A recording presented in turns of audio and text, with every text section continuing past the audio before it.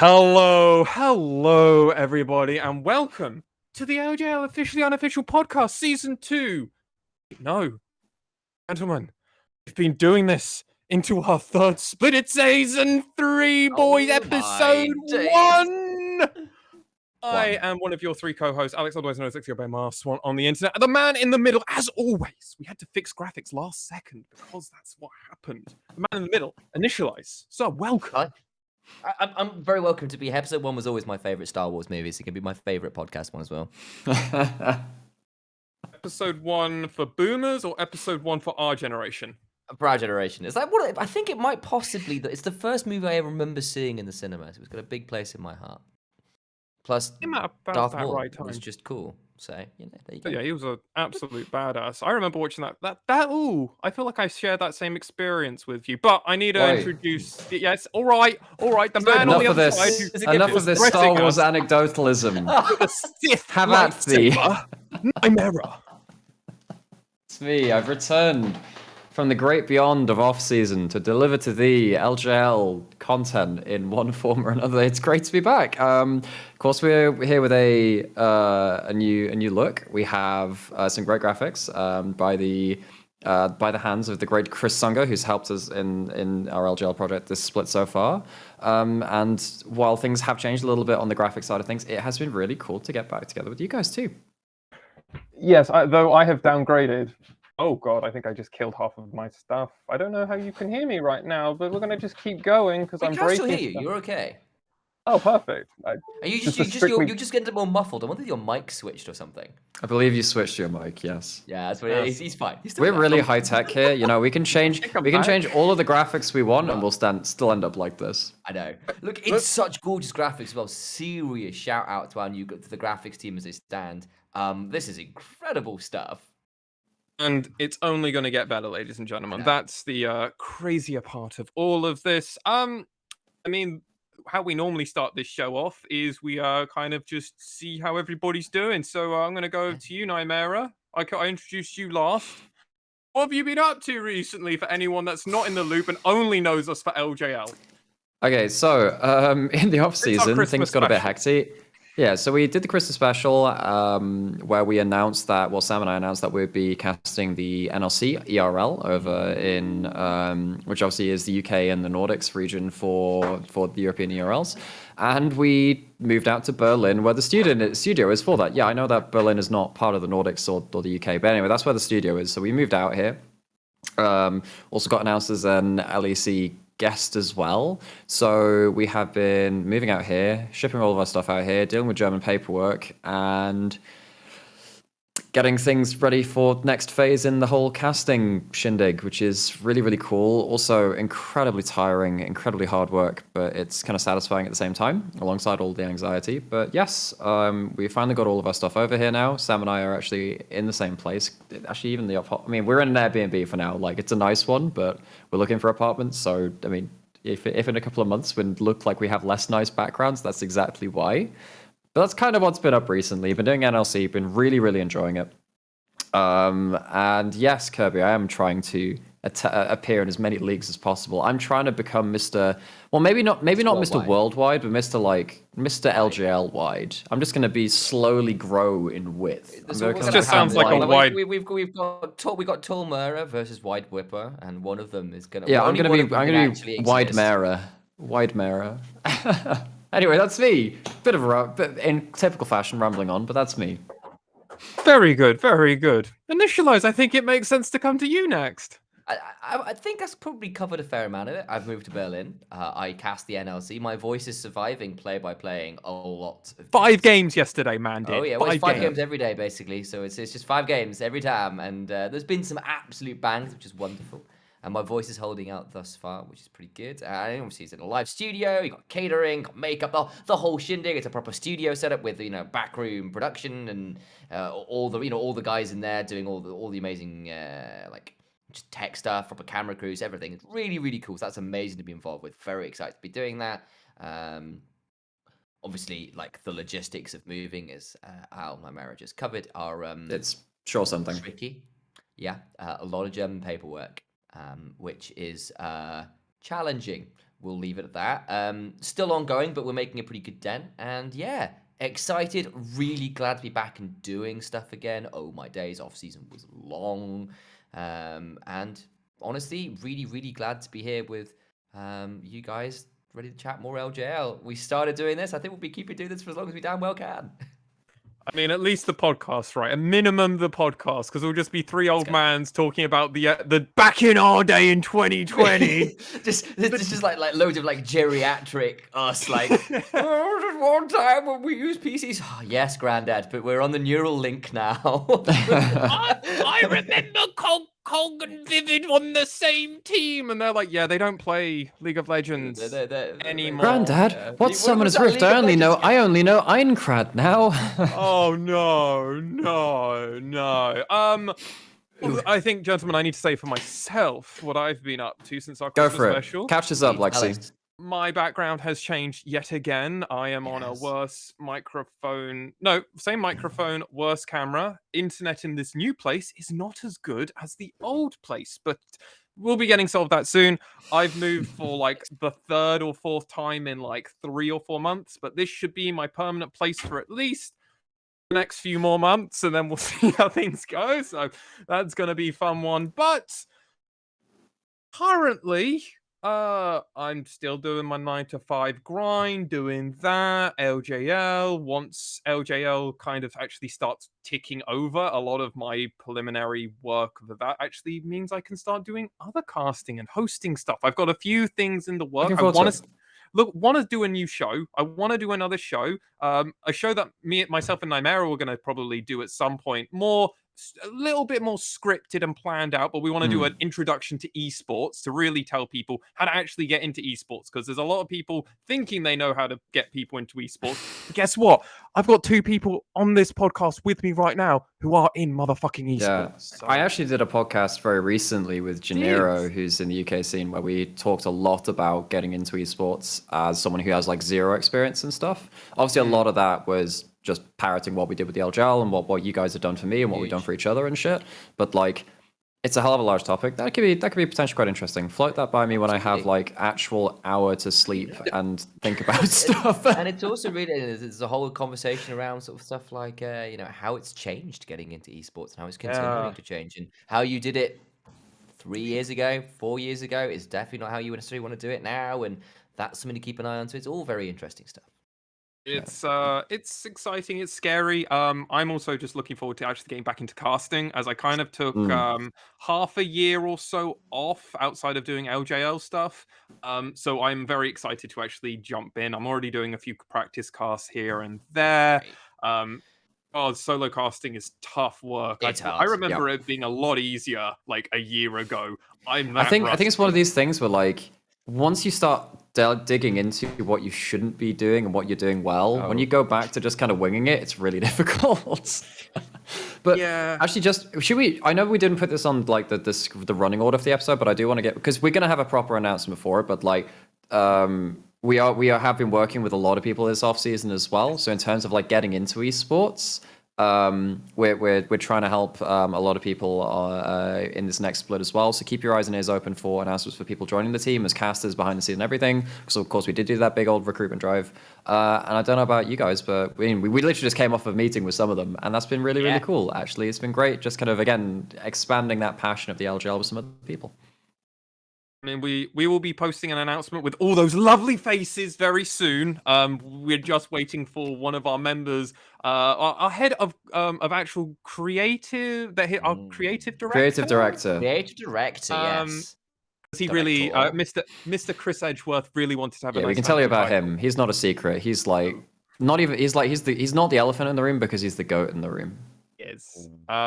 He also just moved over this weekend. The goat did. So once he's actually in a stable place, I believe he said the post will be in a place to start getting our asset wise over this coming week. So by next week's episode, people, we will have a full list. If you missed our Twitter post, you'll be hearing their names there or seeing their names. It's a great team. I'm really excited to chat for you guys to get involved with them and see what they're doing, because they're phenomenal. We are incredibly blessed with the people we've got involved. It's going to be cool. And we doubled, like we actually destroyed our last splits applications. Like we had over double. Like we It's a bit were crazy. Yeah. flabbergasted by just the amount of people that wanted to work with us more than anything else, right, guys? Crazy people.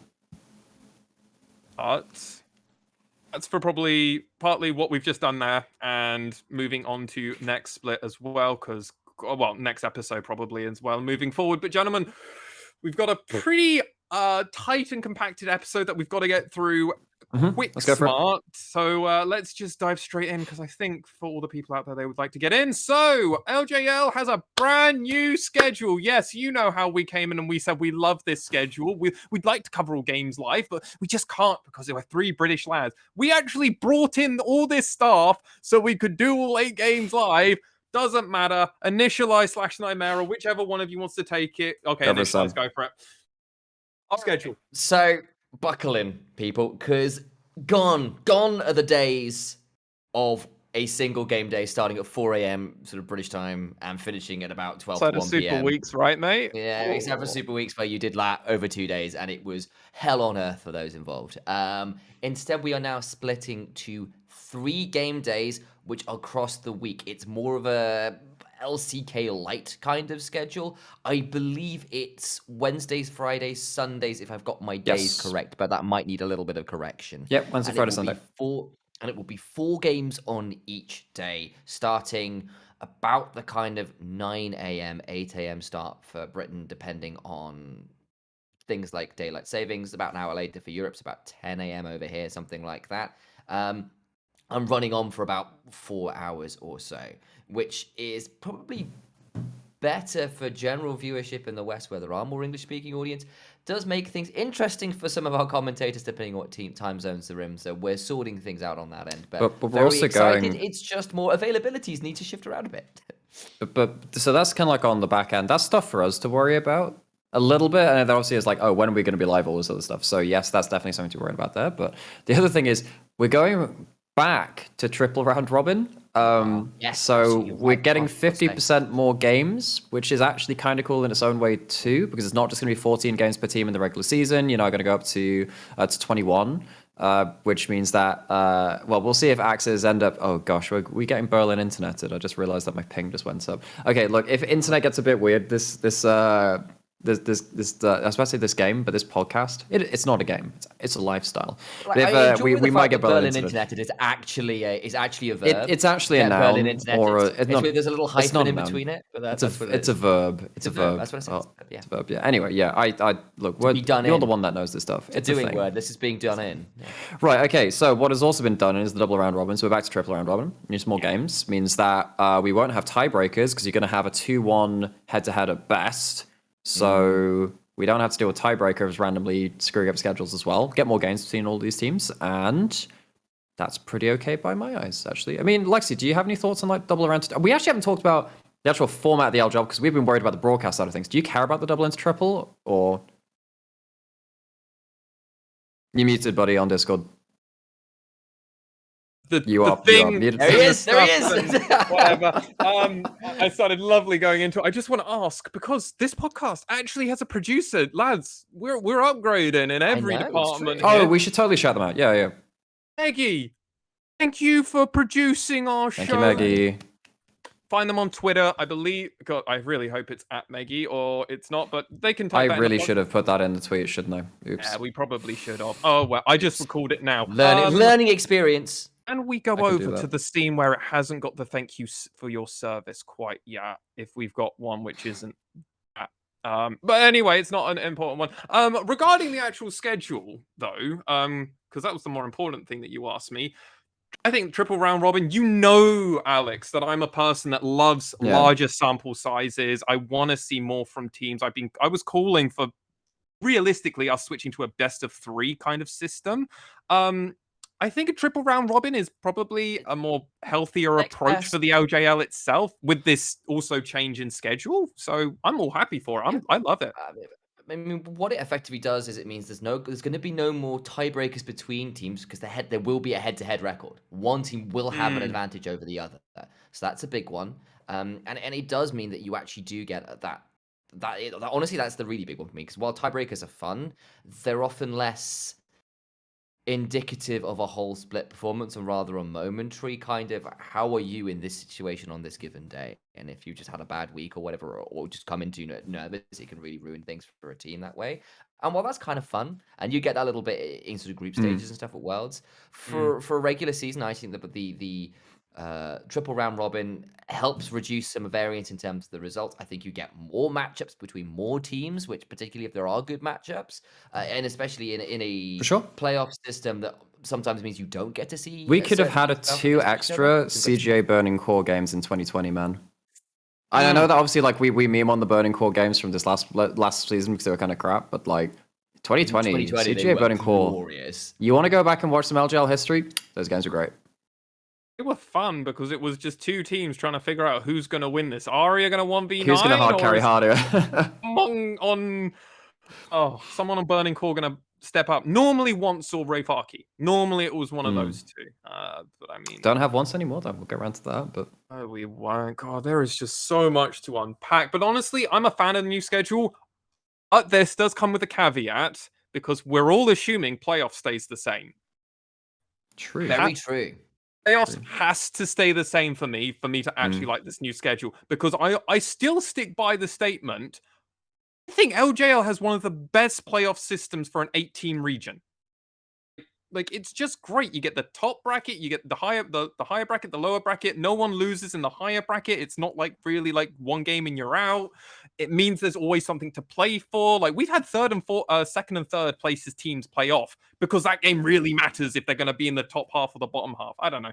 What do you guys think about that department before we move on? Yeah, no, I agree that the playoff system for LJL is pretty good, actually. It's hard for a lower bracket team to make a deep run, but we've seen it happen. So actually good teams in the lower bracket can get good experience in best of 5 setting before they make it later into the bracket. We've seen that the Juggernaut matches have always been great. Have we had a bad Juggernaut match? I don't think we have. Oh no, there was the one in summer 2020 when Sengoku just kind of bottled it 2 series in a row. That was not so good. Yeah. Because they kind of fell apart at the end of summer 2020. But actually, the Juggernaut match has been a great success. You get loads of best of 5s, which teams don't often get to do. Yeah, plus has to stay the same. Yeah. That said, though, let's move on, though, because LJL has gone boom. And we've got a few names that we need to thank for our service. They've been on your screen since graphic we glow. started Discord. They've been on your screen since we started. But for our audio listeners, we've got Apperman, Hoglet, Corporal, Aria, Gang, and Gango. And gentlemen, let me just quickly go through the full list of players that we currently have. Speed and then mate, you know me. You know me. Those that have left as of my time of writing this, which was the 29th of the 1st, 2020. We haven't had any changes as it currently is. Oh, no. Back to thank you for your service. I don't want rosters quite yet. Yeah, no, we're near that. No. I'm going to start speed running. There it is. Apperman, Kinatsu, we're currently not sure where he's going to be ended up. So currently he's floating at the moment. Cog also does not have a team. Yes, seriously, Cog doesn't have a team. That's nuts. In the jungle role, Hoglet, I've already mentioned, is returning over to the LA to playing for his old team of the All Knights. It's a really happy thing that he's kind of worked out on that one. Tussle doesn't currently have a team. We don't know where he's currently going to be playing. Crash has left. He's going to be playing in the Turkish league for the Fenerbahce. He was on Supermassive before, so he's gone back, yeah. Yes, that's another region. It's returning. Muujin is currently floating, and we don't know if they're going to have a team at the end of this. You'll float too. Yes, you will. Gadiadu has retired this split, so thank you for your service, Gadiadu. Gadiadu. Nathan has left, and we don't know what's going to be currently happening, but they haven't retired. Aria, as we all know, has gone to KT, and we will talk about that later absolute so much. Ramene is also floating at the moment. We don't know where he's going to be at, and Ace has retired and has now stepped into head coach for V3 Academy. In the bot lane, Milan has gone back to CGA Academy. We've got Zenit, who is currently floating. We don't know where they're going to be.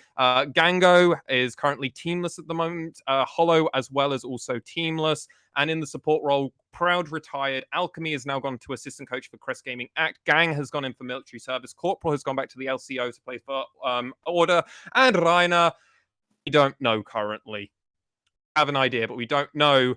Gentlemen, we talked about some of these players in our Christmas special, but this, for those that missed our Christmas special or are coming in for the first time because this is getting them started, why do these names matter? Like, everyone knows Aria, but like outside of that, there are a lot of names here I've just mentioned. Actually, no, Sam, do you want to pick one up first? I've got loads of directions I can go with this, honestly. Oh man, there are so many here. It's the revolving door again. Yeah, Top two I for mean, you.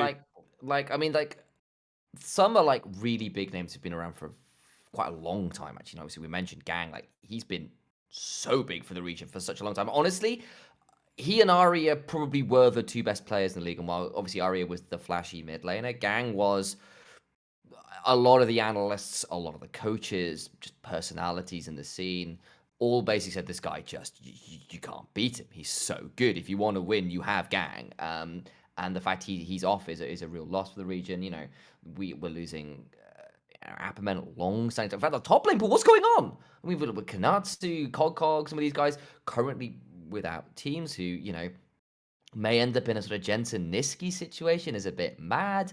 Gango, one of those AD carries who was superb, but a little bit up. He's going to take the whole list if we let him keep going, Lexi. Yeah, you know, like it's just so many to talk about. But Gang for me is the big one. And what one other that you really feel like is a huge loss for the region as well, mate? I mean, there's so many names. One, I'm trying to, yeah. We'll stick with Gango. I think he's another one I think is more of a loss than we'll think he is. Yeah. So I think Gang and Aria are the easy ones, right? So I'll gush about Aria for a bit because he is my favorite player. Now, it's great that he's gone over towards KT, but this guy, we were chatting with some of some of our team members earlier about just kind of catching up some history on the LJL teams and blah, blah, blah. And it's really exciting. It was so exciting to have Aria in the league because he just upped the level of all mechanical outplays in the league and all laning phases in the league, and added that extra star power, which the region had in a few players but didn't have in spades, and he just like blew it out of the water. So losing Aria loses like this whole facet of players learning how to play against star power and learning how to play against someone that good who can punish so many different mistakes. So that's the easy one. If I'm going to go towards another one, you know what? I actually was planning on planning this before I came on the podcast, but I'm kind of doing it just off of gut reaction now because I've just heard so many names over and over again. I'm going to go with Cog. I think Cog is an insanely talented top lane player. Even when he was completely elo held on the Rascal Jester roster of summer 2020, that guy was still popping off. Goes on to V3 in this last year, and I get that V3's done some weird stuff and they've had their academy roster come up to the main roster, but Cog, it feels like such a huge oversight if he's not picked up for any team, because for me, actually out of everyone last year, he was the second best top laner, and actually not by a massive margin actually between him and first, because Ebby was the best top laner, I think, but Cog was actually, even in the best of fives where they were playing last year, pushing him, seriously doing that, and not many people can do that. Cog, big loss for the region if he doesn't have a team. Huge loss. Guy could play everything from your standard meta, murder on the Baron Pit. We've all seen the clip. This is a guy who played Tristana top when you needed him to, who could play Ivern top. Yeah. You know, like incredibly creative, incredibly versatile, and had a really standout split, especially considering the year before that he was stuck on a Rascal Jester's roster that had fallen apart due to visa restrictions and people getting caught in career with COVID. So I would be incredibly sad to see the guy gone. I'm hoping he's got a team. Me, obviously, I echo all of the names that you two have already taken. Like, it's such a lost Gang. I mean, all the names that are on screen. I'm going to go with one of the names that we've currently got on screen, Corporal. Such a big loss. He really kind of helped keep the support player pool, which has been something that can lack in the LJL sometimes. There's a reason Gang had just been the undisputed best support player in the region for several years. And yes, while he might have not always been top of the top, like he might have been getting competition, I'm sometimes think Proud or Reiner, especially during 2020. But even then, Gang was still like this machine and like single-handedly won them finals in 2019. I will die on that hill, by the way. Yeah, remembering back, he did actually. So Guy is insane, and I completely echo the whole thing. He was the best player, but Corporal helped kind of flesh out the extra support players, kind of made it so it wasn't like Gang being the top, then Reiner, NT, Proud, depending on where they're coming. And then it was just the rest sometimes. It just kind of felt that way. Having another player come in and actually go, no, I'm going to be top 3. And like, I'm going to fight you in this role. Like, I'm not going to lay down. 2020. Yeah.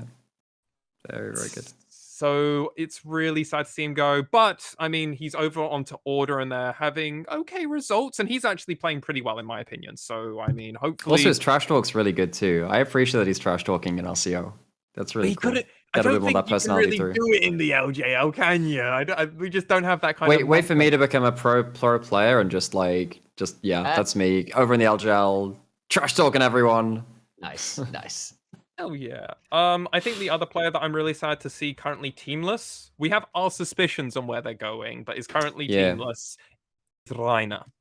I love Reiner. We all know I fell in love with this player during the V3 run and everything else, and then I was defending him, but at the same time, Nymaera and Initialise weren't really taking much convincing for me to be like, Reiner's really good, and you guys are like, yeah, but you keep saying Ace's name.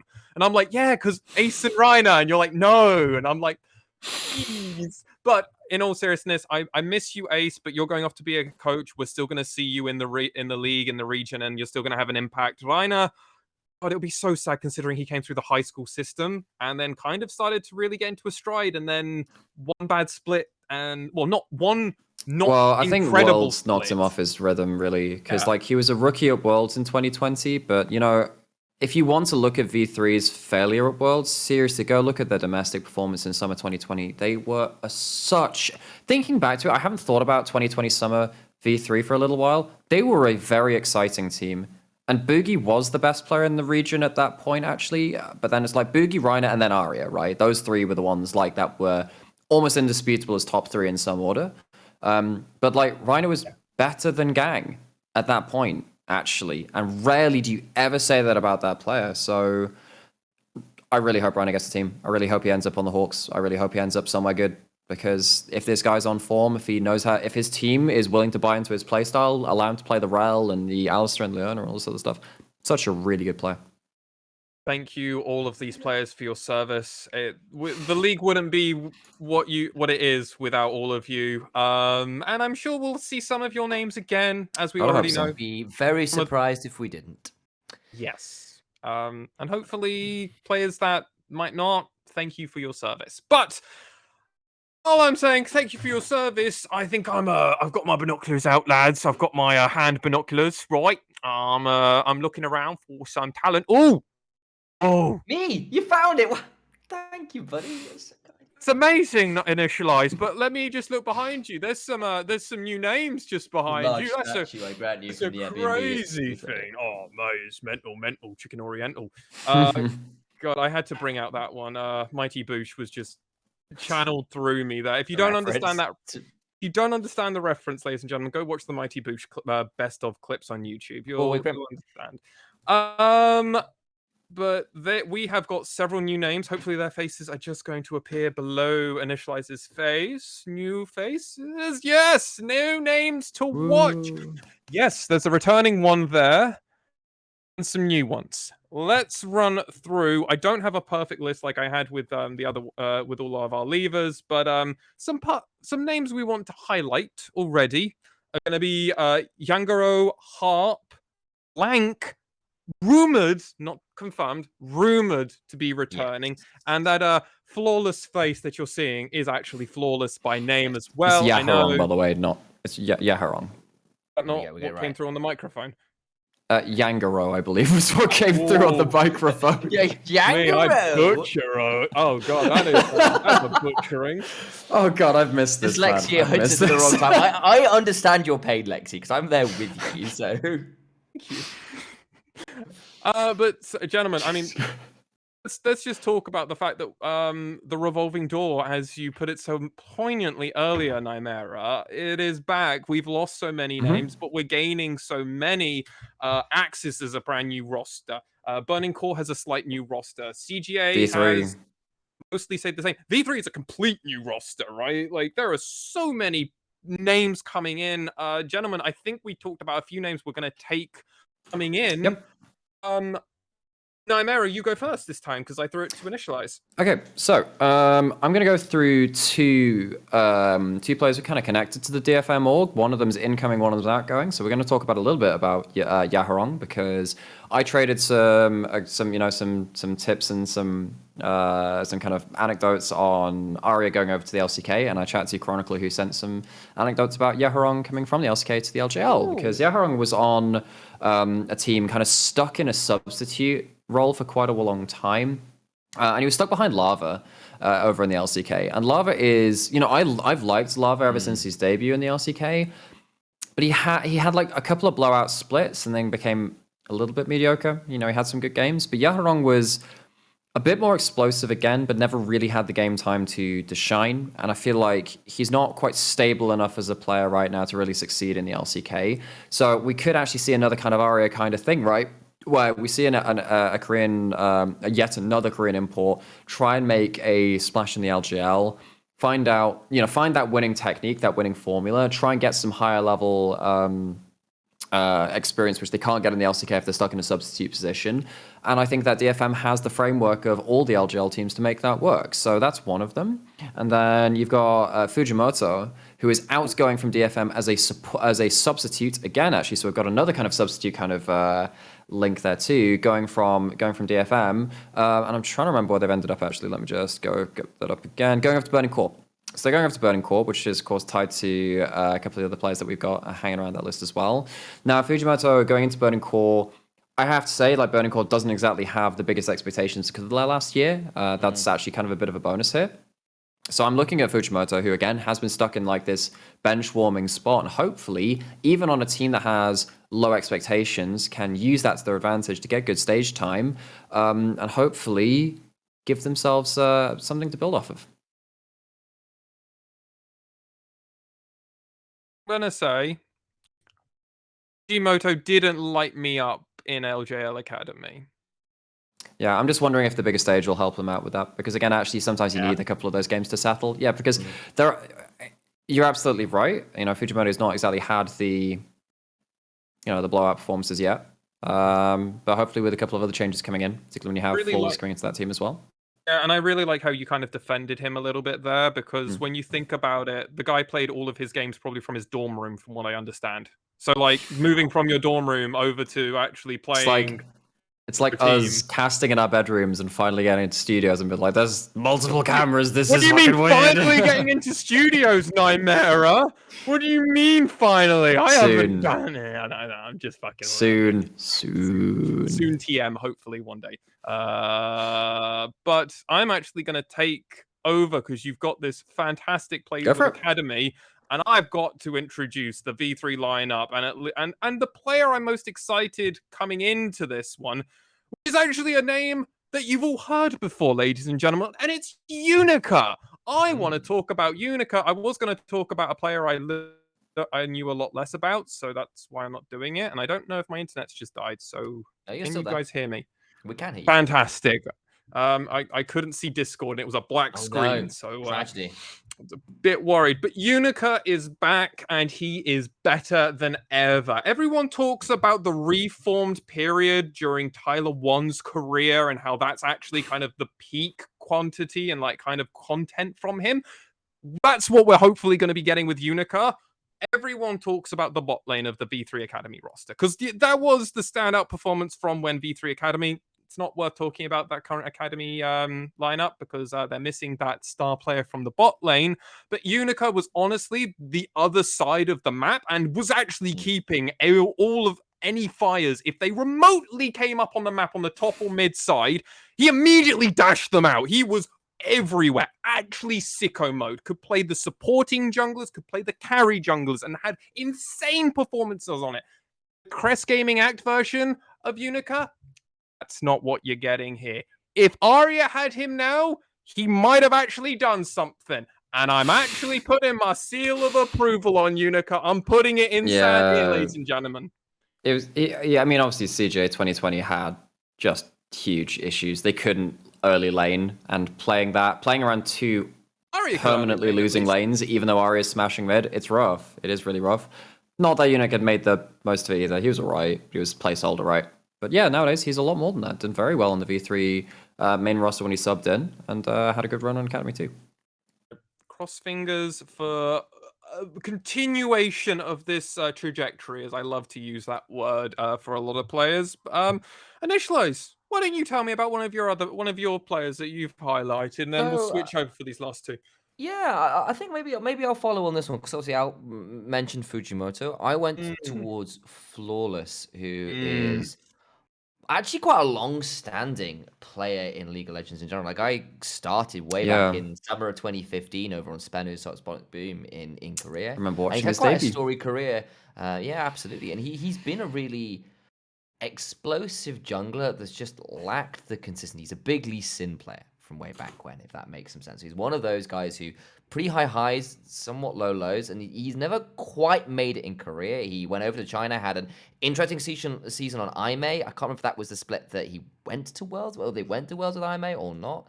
Yeah, I think that they managed to they came like third, and I think they did actually manage to get into Worlds when he was there with actually, I think he was a substitute actually at that point. So I think he just left typically.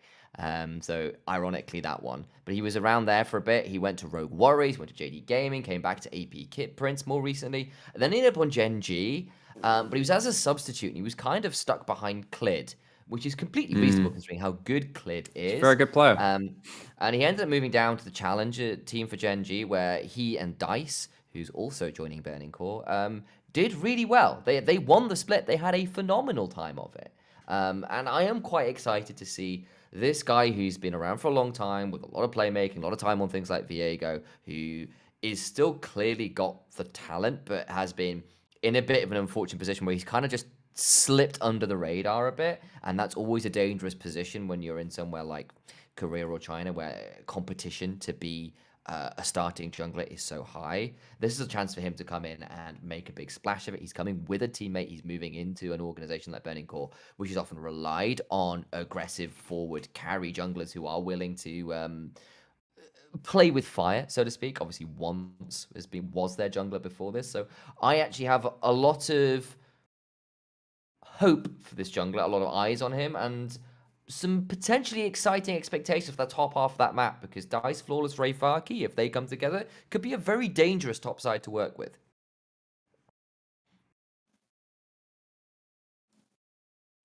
Muted again, Lexi. It's muted.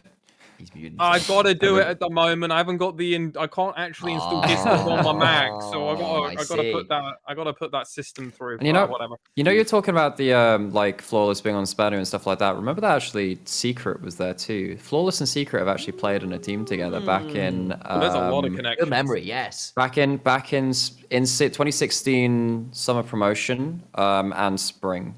Also just before that, that was Flawless and Secret with also Nuclear on that roster too. So, and then actually after that, actually before that, actually in 20, oh yeah, when they demoted actually, Lehens was on that roster with Flawless. So Flawless had some really good supports with him actually at time back then. I think we also need to look at one of the coaches might have some crossover with some of these players. Oh, wow, there's a lot of Spanu links actually. For a while now across a So lot of there's Spanu, and then there is Ever8 Winners, which have had so many random LJL connections.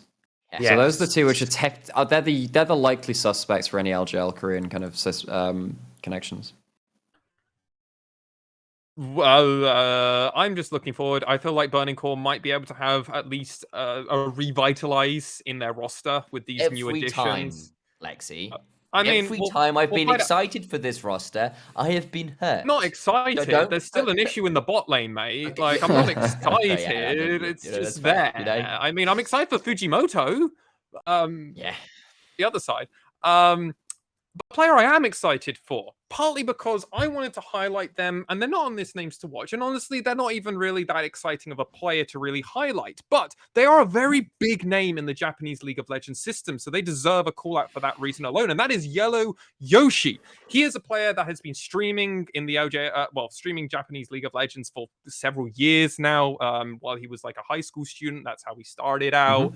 He's been streaming full-time for, I believe, the last year or so. Has played in a few small tournaments here and there. They had an okay showing in Academy. Nothing I'm screaming about. The fact that there a few top laners are missing over him. I mean, at least we've got Academy players. That's a pretty positive thing. Someone's going to have to get cut at some point. Cog shouldn't be getting cut, but whatever. Yellow Yoshi, though, really exciting name. I'm glad to see them coming in, especially that they can also help bring in like 1,000+ viewers into the Japanese stream. That helps grow the stream. That grows the LJL, that grows the region. I mean, I don't see anything bad really coming from it. So different take. I like it. It's kind of like the LFL kind of take, like get the big streamer in, just get the ones with the names, but it's a player instead of an org. But yeah, I'm excited for Yellow Yoshi. Though there's one probably very big name we've not mentioned yet. Initialise. Yes. Yeah, we saved it till last because Blank of world champion fame, of T1 fame, of formerly Sengoku fame, has left KT roster, of course, and is... We just sent a guy there. Yeah, we've just sent a guy. We might be trading Arya for Blank. He's potentially Bad trade, back. honestly. The last time he was in the LJL, he was really, really good. Like, very, very good. And obviously, this is a guy who has struggled with consistency, I think it's fair to say. When he's been on, he has been so good. Look back to the highlight reels of his Lee Sin. Again, another one of these Lee Sin players coming in. Graves, where he's just absolutely destroyed teams. And then there's other games where, the Agent 612 meme still kind of haunts him, where he's been invisible, honestly, at points. And he was kind of given the unenviable task last year of trying to be the playmaking initiator on a KT team that didn't really feel very coherent as a unit, and didn't really have anybody to play through, especially. And while he was actually making some pretty good plays, clearly the team didn't feel it was working, ends up being shuffled out. And much like Flawless, who shuffled down to the challenger system, but won the challenge system and didn't find a starting spot. So he's like trying to take the side move over the LJL. Blank's looking to do the same. He impressed the last time he was here. He was right up there as potentially the best jungler in the region, alongside the likes of Boogie and Steel, of course. He's moving in, and I am now very excited to see what the LJL jungle pool looks like, because actually at this point, between Flawless and Blank, potentially, again, it's not confirmed, but it's pretty likely at this point, once if he comes back to form, there is a lot of very, very high level jungle talent here that's got a lot to prove, and they've got some good laners to play through. So I think this could be a very exciting battle between all these junglers in a meta that allows for a certain amount of creativity of what you do in the jungle. Yeah. I was a big fan of Blank Period when they were in the LJL as well. Like, big fan. I love the fact that we're getting Blank back, because it also means we have a bar to judge every other jungler by. True. We don't really have now. If I think about junglers, like, we are assuming, by the way, Steel will be playing. Assuming, yeah, there's a potential. He's not been confirmed yet. So there is absolutely a world where he doesn't come back. Yeah. If Steel doesn't come back, we need a bar, by the way, and Blank can very gladly slot in and be that bar, because we know what we should expect from him. Also, gentlemen, I just found my list. I did actually do the list. I'm just too stupid to realize that I did it. Yeah. I'm gonna quickly do that, and then sure, go for it. Yeah, go for it. Absolutely. So, new faces and Initialise. Looking forward to this. My pronunciation of this. All right, let's go. We got Yellow Yoshi. We got Washide coming in, both in the top lane. In the jungle pool, we've got Swamp, Flawless, Unica, who's played in the past for us, and Blank, not confirmed, but has also played in the past for the OJL. In mid, we have got Dice, Kaito, who has played in the past for us, Jet, Yu-Gi-Oh, who has played in the past, and Yangaro? Yaharong. You were struggling, is there? With that. Wrong. Okay. You guys can whip me later about that one. Gotcha. Woo. Sangchu? Yep. Hybrid and Dress Code. And then we have Dicey, who's played in the past back in 2021 Spring Axis. Okay, correct. So that's Dicey was 2021 Spring. Yes. Yeah, on Axis. Yep.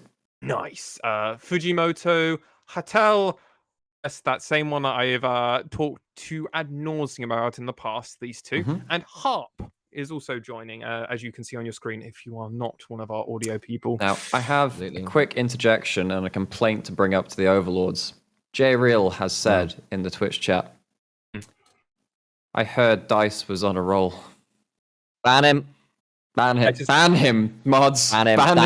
That's the timeout. That's it. Get rid of that. Get rid of that pun. That's worse than me, and I'm atrocious. So, boo.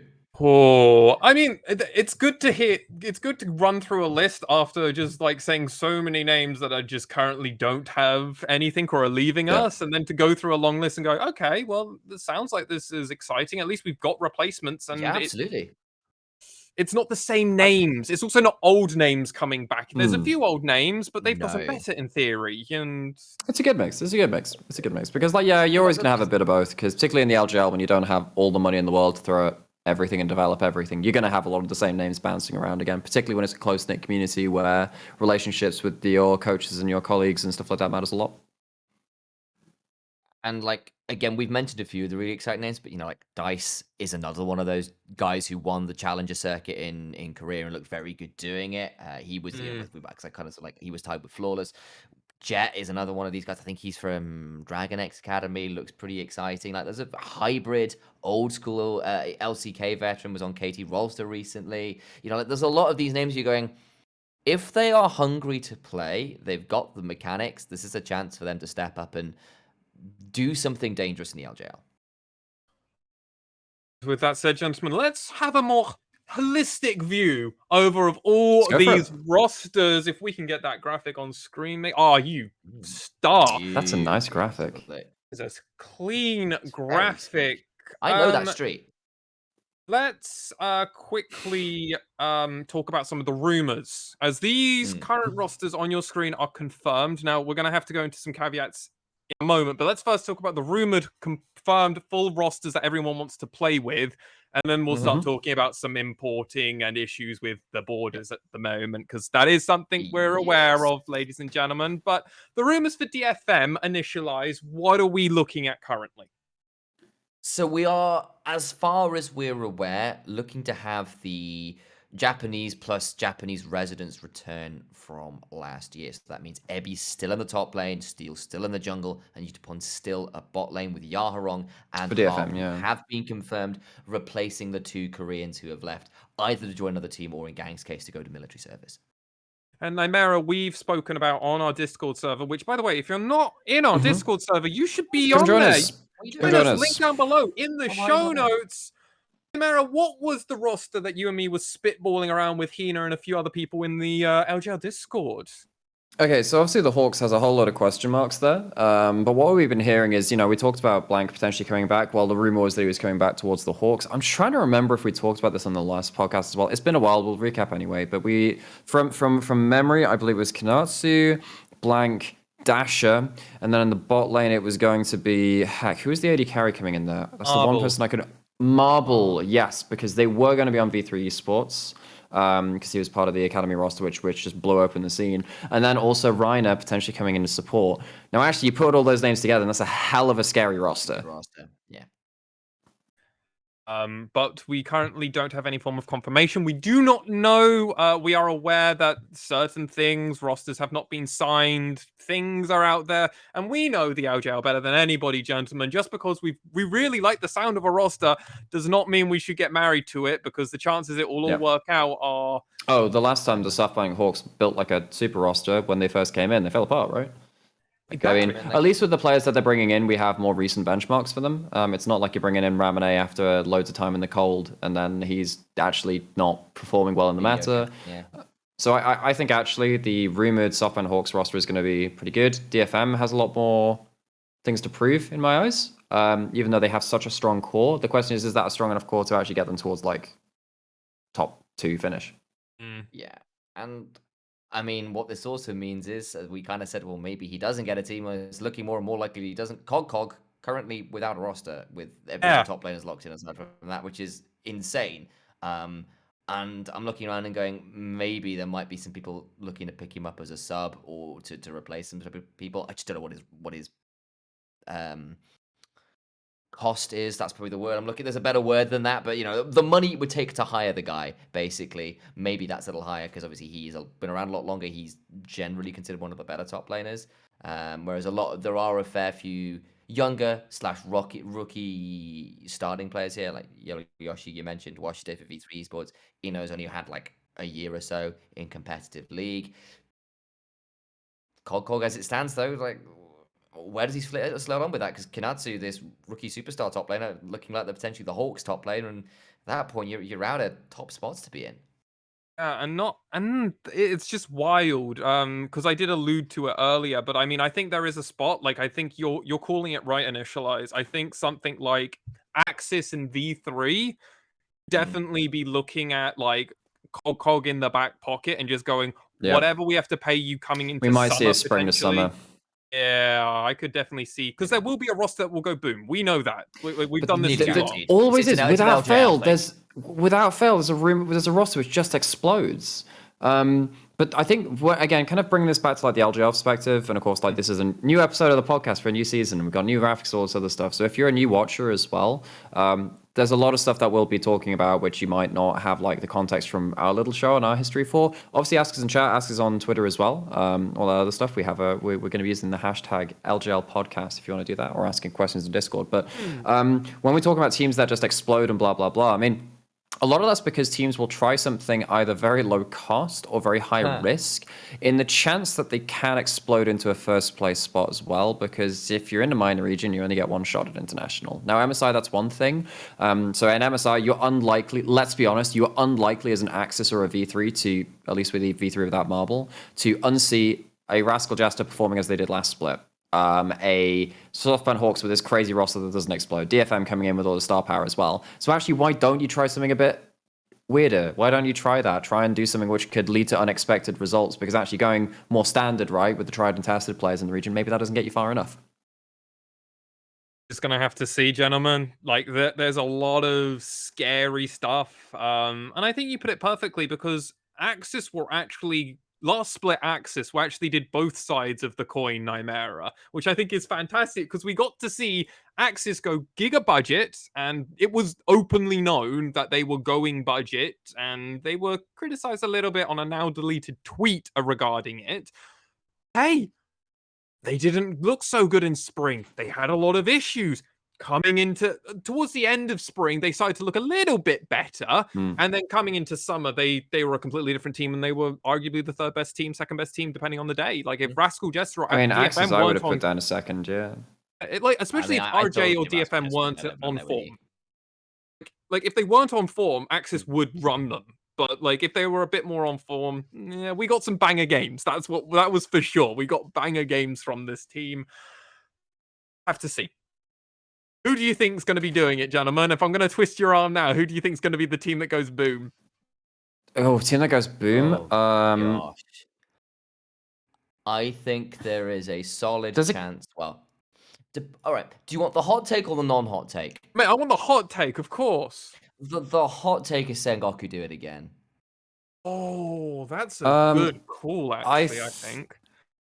I think, oh god, so I don't know whether I can call, because I think if Axis and V3 do badly, I don't think it's boom. I just think that's almost expected in some ways. Exactly. That's so what I'm saying. For me, I would actually go toward, I mean, does Burning Core count as well? I think CGA are the one which I'd go to over Sengoku, actually. I think that Nemo is a great player, but if particularly with, I mean, if we're going to go dive into the nitty gritty, with the support matchup changing a lot, even though hyper carries are very much enabled, you're not going to get Thresh ever, so he's not going to have his best champion. You might get yourself some Leona lanes and stuff like that, but if you're forced to play stuff like Lulu, Nemo didn't impress me when he was on that stuff before, thinking about it. So if he's forced onto Enchanters, I reckon that could be a weak point. Nap is not typically good in early lane. Kaito was also a little over-aggressive on... There's a lot of things which could just all fall apart. I think CJ could potentially... I'm going to double down with you, Nymaera, on that one. I actually think CJ could be the best one to call, because I think Nemo is the perfect name, because how good is the support to the ADC? And this is what we're really going to see now with this split. I think Honey with NT, it's almost impossible for that bot lane to be shit, right? Like, it can't be that bad. It can't fall apart theoretically. Like Nemo eventually matched Honey, and Honey was like maybe MVP of the whole whole LJL. Like, and that's with DFM going to Worlds and doing everything. It's kind of crazy. Hybrid is such an unknown factor in the LJL. So I really like that, as well as also Kaito being a bit of a mid laner. But go for it, Initialise. I've gone into my mental store cupboards and I've found some more chili to throw in the spice.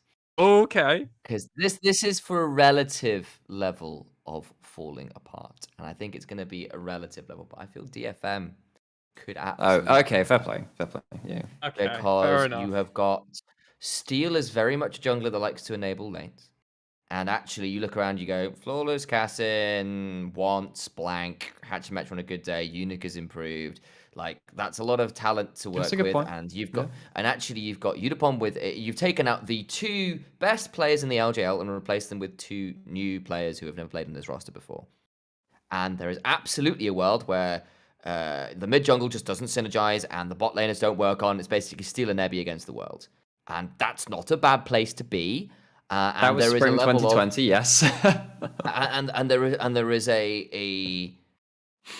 and I still think there is raw enough mechanical ability for Udapon, Ebby, backed up by Steel setting them up, to pull out some games and not completely go.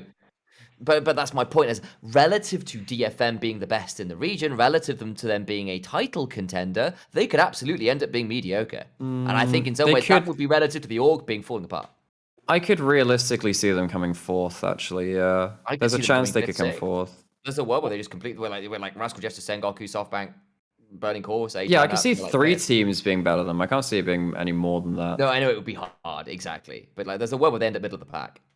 Gentlemen, I think before we go too deep into this nitty-gritty, I think we should talk about the more lightly rosters we're going to start seeing, because I think DFM are that best rushes to start with, because thank you, Kazu! He might be fucking coming back, boys, as will Siros as well. So by the way, everybody, getting into Japan at the moment is very difficult if you weren't already in LJL or in Japan playing last split. Go for it, Nymaera. So I know what you're going to bring up, because I know we're talking about, effectively there were some rumors that there was a lot of visa issues for Korean players getting into Japan. So Hina, who is done so much work for us before and is actually now on board in an official capacity, so watch out for that in the future, was talking in chat. Apparently the Korean players are mostly inside Japan now. They're all in there. So actually, hopefully, crisis averted. We briefly wondered whether the Korean players would not be able to make it for the LGL. We think we're good. So obviously the looks of it. Sorry, buddy, I cut you off. Apparently Yaharong and Jets are in Japan, so that's 2 which are definitely there. That means we're definitely getting Kazu. I'm all right with this. It's time for Gragas Realm, Alistair, every game. Let's go. To at least apply to interview a player playing in English, and now with Kazu. Are you ready for Kazu trying to play Lulu? Yes. Absolutely am, because he's going to wild growth. That's the engage. It's time. No, mate. He's just going to be a Rakan one trick. Hey, surely he's just Rakan one trick, and he just like does the charm across everybody, and that's it. He's just like, I died, but I did it. I died. But my job here is done. Leaves with no further comment. My job here is. Oh, Rakan as well, so we can literally do the cloak flip. It's perfect. I do have a cloak somewhere. I could go find it, but it's a bit much effort.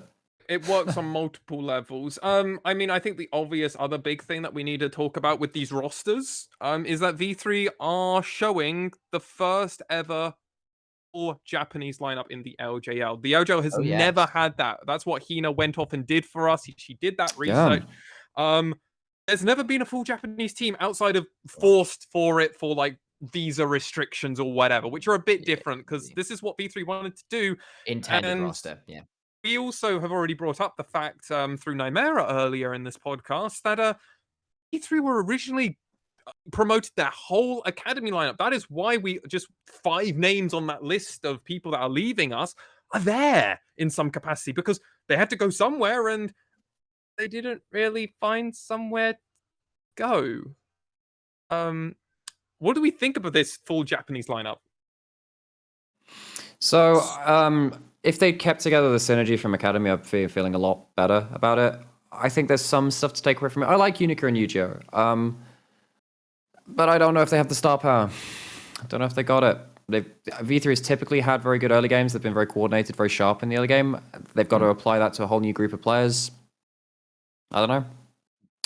I think it's risky. It's a little bit up in the air. I mean, like, obviously they're still going to have some of the synergy remaining, but losing Marble is a big deal because he was the linchpin. Was the as we team. understand it. I'm Like, sorry, he was. And don't get me wrong, everyone else did a very good job of setting up. And like, as we said, Unicorn and Yu-Gi-Oh! Are good players, but you wanted to look and you went, who is the star? Who's the Aria? Who is the Sol? Who's the Honey? Who's the guy who's there to come in and go, I will take this game and rip it out of your hands. He was the guy to do it. And he's not there. And dress code is fine. As I understand it. I think Lexi probably has better statements on that front. But he's no one you'll go. He's not the guy you put your finger on that name and you went, watch this kid. I'm hoping they prove me wrong on that front.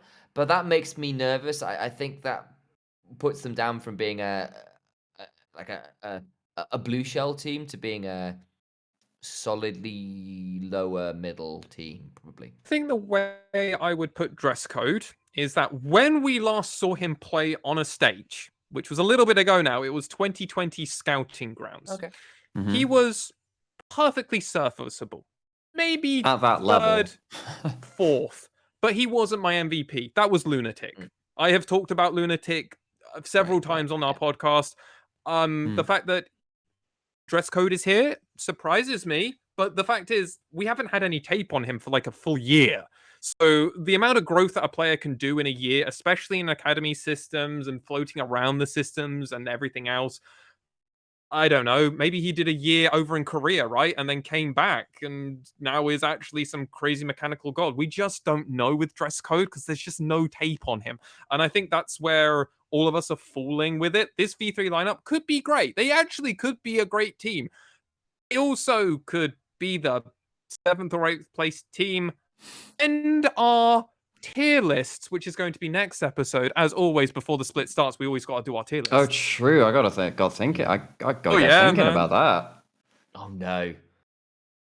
You're gonna come in because it felt like all right. I'll do it. You had something you want to say. I'm gonna pull out my hopium tanks. I'm gonna start huffing, and I know where I'm going. It's time. Okay, gentlemen, I'm ready for another shirt, lads. It's time for another jersey. You really think you're getting another one? Of course I am. Hey, I've got 2-1 up on you, lads. So you know. I mean, I think it's my turn. No, it's mine or Alex's turn. Yeah, it's one of our turns. I think Alex. I'm getting a third. It's happening. I in predictions pretty regularly. Yeah, but you also got one of them better than us. We'll have that says a lot more about you guys than it does about me. It was in our first ever split, so that's how I justify it. None of us knew what we were doing. You just had a better idea. I thought first was Sam, second was me. Yeah, I got first split, and you got Springer 21. I got Salmon.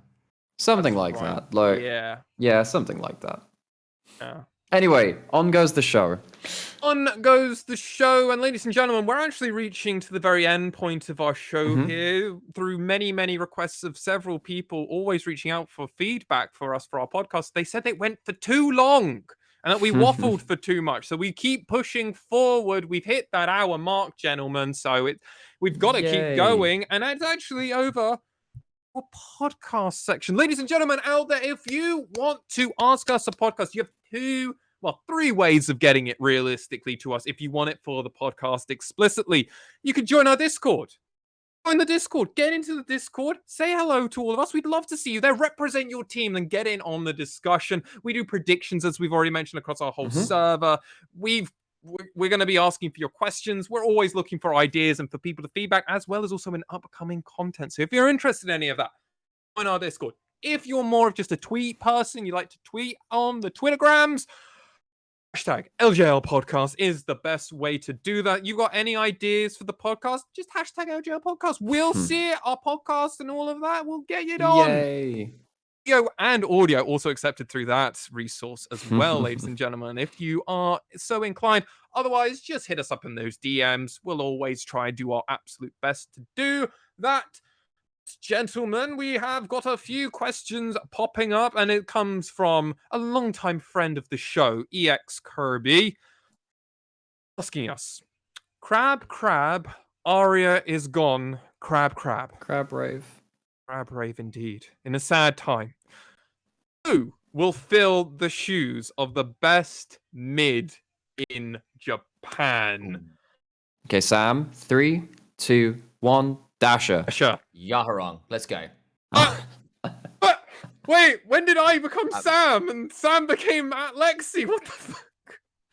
Got to change those name tags around at this point. Yeah, I mean, Dasher has been so good for such a long time. I mean, yeah, Yaharong might pop off. I don't think it'll be in the first split, maybe in the second split, because they've got a. I mean, if you're playing around blank Dasher, I think Dasher's gonna be enabled better. But I think that Dasher's just a very strong player anyway. It is the stable choice. I agree with you on that. I'm just throwing a spice out there because I think there's some excitement around this guy. I think Dice could be a fun one as well. I think there's a little bit of hype around this guy. He's going underneath it. So there are a few names to keep you on. I think Dasher is a really good player who's settled in. That is a good place to hedge your bets. If you want an exciting choice, maybe look at someone like Yaharong. Maybe look at someone like Dice. These guys have got a lot to prove, got a lot of mechanics. They're into... I think, like, obviously Dice is there with his jungler from the team he was playing on, so Flawless and Dice are a settled mid-jungle duo. So, like, but they're on Burning Core, so who knows? DFM are still, I think, probably going to be a good team, even if there is some changes. I'm going to call the outside bet. It's going to be Megamin, boys! Let's go, Megamin! Right, get him off. Next question. It's gone too far. all right. I'm getting a bit too excited. All right, let's go over to our next question, which comes from a new viewer, I believe. So hello over to your dearing. I thought it was going to be your darling, but it's dear and then ling, so it threw me a little bit. Okay. Any players that we should look out for this next season? I mean, we did that a little bit with the new players coming in. I think look out. I'm gonna pick my like random player that I don't know if people are gonna. Yeah, just pick one. Who's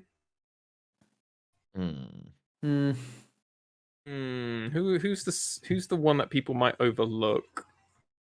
I mean, obviously for me, like the one to watch just because of the narratives and everything about kind of like the return to the region, for me it has to be Blank.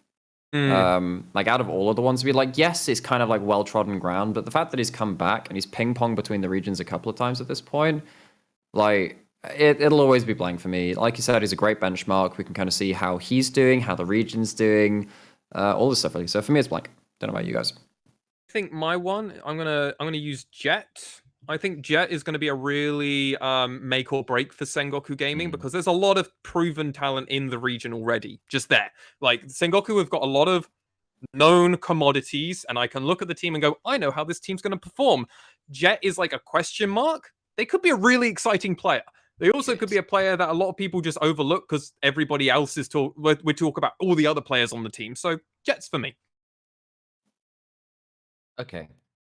I'll throw this one out because I think we've been quite excited by a lot of the new players and some of this stuff, but I'll throw this out. I think Secret is the man to watch. Gang is gone, and Secret is very willing to say no one can. That's true. That's a good angle. I like that angle. Think about being as good as I am. Rascal Jester have held on to a lot of the roster that was right up there as the best performing regular season team that went to the finals a couple times. Sol and Secret is a dangerous duo. Secret was a monster in the support role.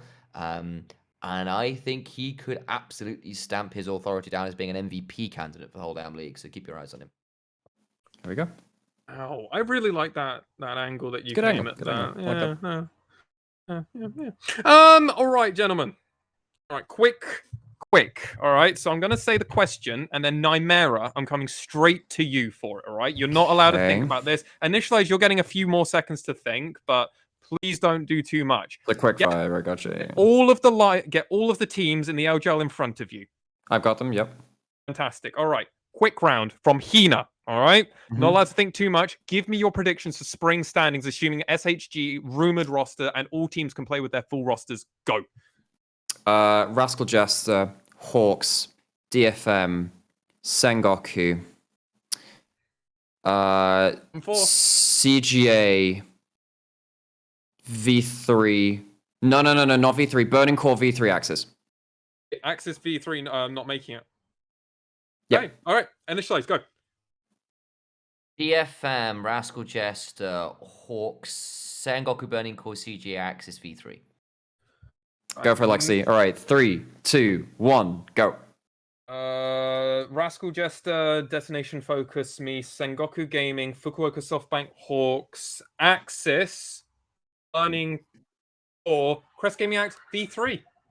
Okay, they're actually all quite different. We had a completely different top 3 order. We had different teams not making playoffs. That's actually pretty good. That was an alright one. That was a good question. I like that. Yeah. Well, you want to hear more thoughts on that? We're going to do tier list next week. Listen to it then. It might be similar to what we just said. Might be. Don't know. I don't know. Something about CJ just isn't sitting right with me, lads. I don't know. Yeah, it's just that things about the other teams are sitting even worse with me. Yeah, but I mean, I think Burning Core can like put a patch on their bot lane more than what CJ might be able to patch with their mid lane. Maybe.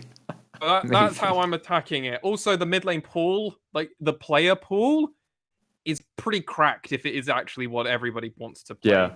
And I could just see Kaito getting a bit gapped a lot. But anyway, we're doing a full episode on that. Gentlemen, that actually gets us to the end. So I want to come over to both of you first, Initialise. What are you thinking of the LJL going into 2022?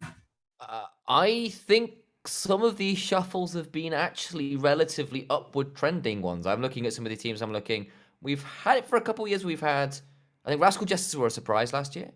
They're still around and good. DFM still got some excellent players. Hawks and Sengoku both try to invest in good players. I think there's actually an outside chance that Burning Core and CGA could actually turn up with some of the players they've picked up. That's a pretty good little roster. V3 have put in the academy. They did well down there. Access, but, that is actually, for me, a solid number of teams who could actually turn out to be quite competitive. We don't have an Exodia. That could mean some slightly sadness in international standings, but for the region and league-wise, I think the average level is probably slightly higher than last year. But we're just not like at the same peak. I don't think we're at the same peak or even close to it. I struggle to believe that the LJL will do anything internationally this year, genuinely. I think there's a chance that Rascal Jester have an okay crest, but I think that they would be at similar level to the other minor regions. I think that LJL's had its moment, and we're going to have to go into another multi-year rebuilding phase. Okay, who's going to be the org that's going to do that then? I think that in terms of the rebuilding thing, it's probably going to be DFM again. I think they're the one team which has had multi-year plans. I don't think any other team has really had that. So I think look out for DFM, not this year, but next year. And I think that Rascal Jester are the one to watch for this year. I'm going to put the outside one. Assuming Marble gets to play, assuming Marble plays, I think Hawks could actually have a breakout international performance. I actually think that because Marble was just that insane with Blank as well. There's so much name recognition. Dasher as well, also getting that world. I can smell the copium fumes. I can see him wafting everywhere. More, please. Your love of academy players precedes you, and in fairness, everything I've heard and seen of this guy, he would be really special, assuming he gets to start. So I'm waiting and see. We absolutely will have to wait and see. My love will never die. But I will carry on. Right about Honey, it took him a year, but he was right about Honey. You're just saying. I mean, I was a year off of Honey, though. Exactly. But exactly. He was a year off, but you were right. Just not quite in time. Or am I a year off with the Hawks now? Who knows? We'll see. We'll see. We will see. Nymaera. Where can people find you, and what are you going to be doing over this next week or so? So we're doing this, are we? Oh yeah, we are. Okay. So luckily for me, my Twitter @ is literally right below here. For those of you that are on audio, that's at Nymaera. It's spelled with an AE in the middle of it and a Y someone there too. And you know what? That's actually probably just really confusing. It'll be in the show notes somewhere. Go check that instead. What am I doing in the next week? So I'm on NLC again tomorrow. So catch me there. And at some point, I will be on other things too, but you will see announcements for that. But yeah, watch out for me, watch out for my socials, and I've got a really busy week or two ahead of me. It's gonna be something. Initialize. You can find me at Initialise, but replace the L with a 1 because regular Initialise was taken and that's the one I get. But you can find that on Instagram and, of course, Twitter, where I do most of my posting explaining what's happening. I will be on the NLC tomorrow as well. If you care to watch in, I'll be casting all 5 games of the play-by-play. So you can find me there, where that'll be on I'm on desk NLC tomorrow. LOL. So Alex will be around on desk as well. That's probably the big things. Aside from that, yeah, I think those are probably the big ones for me at the minute, and stay tuned. Myself. What about you, Lexi? What about you?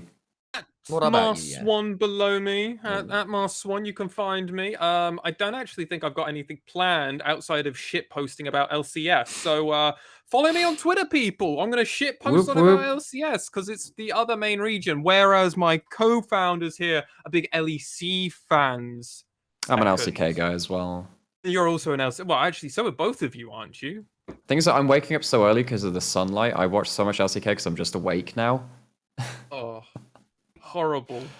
I like to stay awake till like 2, 3 in the morning watching the American League. Yeah, good luck with it's, that then. Yeah. it's just memes and good stuff. Also, EG look really good, and Jojo Pyun, like I'm on that train, boys. I'm like super on it. But follow me for that. Just I'm gonna do that. I haven't got any other plans outside of doing this podcast. And honestly, ladies and gentlemen, follow the LJL OU on Twitter. We have got a huge amount of content planned just over this next week alone. Planned. We've got so many announcement posts. We are going to be hyping up all of the teams and the players as well. A lot of people whose names or faces you haven't heard before on our platform are going to be there. We would love to see the support coming out to all of them that are showing it off. It's really tough being out there and actually putting your name and face in front of a camera and just kind of going, I'm trying to do something. The three of us know that all too well. Go and show these new people that love that you've shown us, because it really does help. Absolutely, 100%. But with that said, you can find this podcast on all audio streaming platforms. Make sure to like, comment, and subscribe. But gentlemen, we're back, and the LJL's about to kick off real soon. I'm so ready. Feels good. It feels good. It does feel good. And yeah, I can't wait to bring it to you guys. So good. Remember, we'll be going live with all of those games next Friday, but you'll get another podcast before that. Ladies and gentlemen, thank you so much for watching, and we'll see you all very, very soon.